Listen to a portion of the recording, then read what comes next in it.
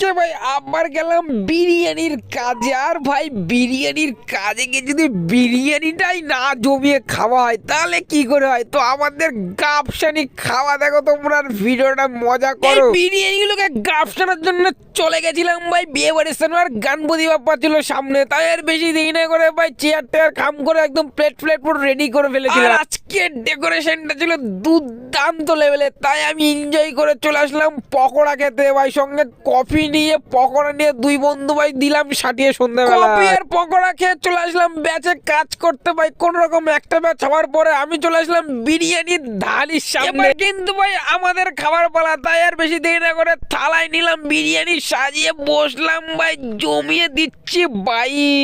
আমাদের বিরিয়ানি খাবার তোমাদের কেমন লাগছে অবশ্যই কিন্তু কমেন্ট করে জানিয়ে দিও। আসছি কিন্তু নেক্সট ভিডিওতে। যদি ভিডিওটা ভালো লাগে তাহলে চ্যানেলটাকে সাবস্ক্রাইব করো। টাটা।